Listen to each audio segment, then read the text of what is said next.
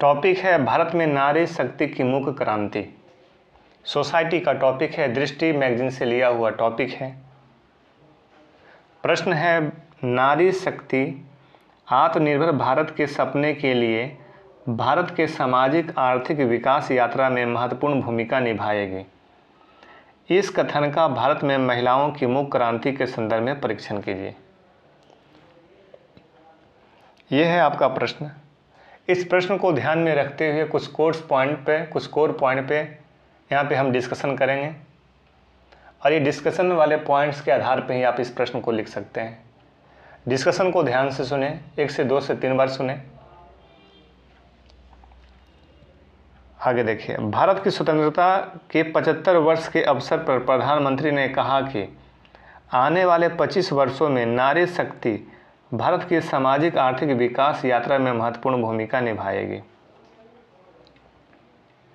भारत की स्वतंत्रता के 75 वर्ष के अवसर पर प्रधानमंत्री ने क्या कहा कि आने वाले जो 25 वर्ष है उसमें नारी शक्ति भारत के सामाजिक आर्थिक विकास की यात्रा में महत्वपूर्ण भूमिका निभाएगी।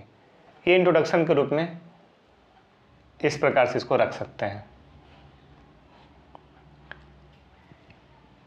तो नारी शक्ति आत्मनिर्भर भारत के सपने के लिए भारत के सामाजिक आर्थिक विकास की यात्रा में महत्वपूर्ण भूमिका निभाएगी। ये कोटेशन किसका है? प्रधानमंत्री का है। 75 वर्ष के अवसर पर ये कोटेशन दिए थे कि आने वाले जो 25 वर्ष है उसमें नारी शक्ति सामाजिक आर्थिक विकास में महत्वपूर्ण भूमिका निभाएगी। इस कथन का भारत में महिलाओं की मुख्य क्रांति के संदर्भ में परीक्षण कीजिए। आगे देखिए, इंट्रोडक्शन तैयार हो गया। भारत में महिलाओं की वर्तमान स्थिति क्या है? तो घर और कार्यस्थलों पर भेदभाव होता है। घर में भी भेदभाव, प्रतिशतात्मक मानसिकता, कार्यस्थल पर भी भेदभाव, राजनीतिक उदासीनता है और उपेक्षा की शिकार है। लैंगिक आधार पर भेदभाव हर जगह दिखाई पड़ता है। हालांकि हाल के दशकों में सूक्ष्म और मुख्य क्रांतियों के माध्यम से नारी शक्ति को फिर से स्थापित किया गया है। अब नारी क्रांति को सशक्त करने के लिए, नारी शक्ति को सशक्त करने के लिए कुछ मुख्य क्रांतियाँ अपनाई गई है। मुख्य क्रांतियाँ यानी कि इसके लिए विशेष कोई शोरगुल नहीं हो रहा है, फिर भी इसके लिए कार्य किया जा रहा है। इसके लिए कोई विशेष आंदोलन की जरूरत नहीं पड़ रही है, फिर भी नारी को सशक्त करने के लिए विधि, नियम, कानून और उसके बाद बहुत सारे प्रोग्राम, योजनाएं चलाई जा रही हैं सरकार के द्वारा। तो ये है मुख्य क्रांति, नारी शक्ति के लिए मुख्य क्रांतियाँ। आगे देखिए, महिलाओं द्वारा मुख्य क्रांति के साक्ष्य क्या हैं? पहला पॉइंट, राजनीतिक स्थिति 2010 के बाद से मतदान में लैंगिक अंतराल में कमी आई है। जो महिला वोटर हैं, तो महिला वोटर की संख्या बढ़ी है, यानी मतदान में लैंगिक अंतराल में कमी आई है, अर्थात महिला वोटर की संख्या बढ़ी है 2010 के बाद से। तो राजनीतिक स्थिति यहाँ पे थोड़ा सशक्त दिखाई पड़ रहा है। महिला केंद्रित नीति निर्माण जैसे उज्ज्वला योजना, स्वच्छता, पानी और बिजली जैसी सुविधाएं, ये विशेषकर महिलाओं के लिए चलाई जा रहे हैं। महिलाओं की वर्तमान पीढ़ी पंचायत स्तर पर 33% सीटें महिलाओं के लिए आरक्षित। महिला राजनीतिक सशक्तिकरण में एक क्रांति कर रही है। पंचायत स्तर पर 33% सीटें महिलाओं के लिए आरक्षित किया गया है। तो ये सारे परिवर्तन दिखाई पड़ रहे हैं। तो 2010 के बाद मतदान में लैंगिक अंतराल में कमी आई है, महिला वोटर की संख्या बढ़ी है, योजनाएं चलाए जा रहे हैं जैसे उज्ज्वला योजना, बिजली जैसी सुविधाएं इत्यादि। महिलाओं को सशक्त करने के लिए पंचायत स्तर पर 33% सीटें महिलाओं को आरक्षित की गई है। आगे देखिए, मुद्दा क्या है? मुद्दे: महिला बेरोजगारी, अवैतनिक घरेलू कार्य जीडीपी में शामिल नहीं है। ये सारे मुद्दा हैं। बेरोजगारी का मुद्दा, अवैतनिक घरेलू कार्य, घर का कार्य महिला करती है लेकिन उसका वेतन उसे नहीं मिल पाता, उसके कार्य को, उसके श्रम को अवैतनिक माना जाता है और इसके घरेलू कार्य को जीडीपी में शामिल नहीं किया जाता है। ये भी एक मुद्दे है। दोहरा बोझ है महिलाओं पर। विपणन युग बाजार में लगभग 6 घंटे और अतिरिक्त रूप से अवैतनिक घरेलू कार्य में लगभग 4 घंटे महिलाएं खर्च करती हैं।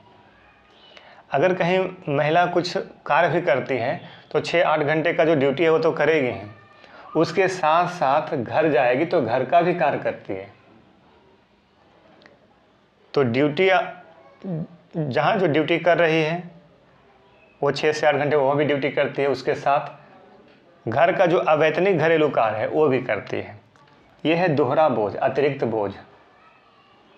जबकि पुरुष क्या है, ड्यूटी गए और ड्यूटी के बाद अपने घर आए, घर का काम नहीं, केवल ड्यूटी का काम, जहाँ जो बाहर जा रहे हैं। इस प्रकार से इस मुद्दे को समझ सकते हैं। तो ये 2-3 मुद्दे हैं। आगे देखिए, राजनीतिक दल और नेताओं को अब जाति और सांप्रदायिकता पर ध्यान केंद्रित करने के बजाय महिलाओं की बुनियादी आवश्यकताएं जैसे सुविधा और सुरक्षा तक पहुंच और सामर्थ्य पर सुधार करना चाहिए। ये उपाय आप सुझा सकते हैं, उपाय निष्कर्ष में, और ये सलाह दे सकते हैं आगे की राह कि राजनीतिक दल और जो नेता जाति और संप्रदाय के नाम पर वोट का ध्रुवीकरण करते हैं,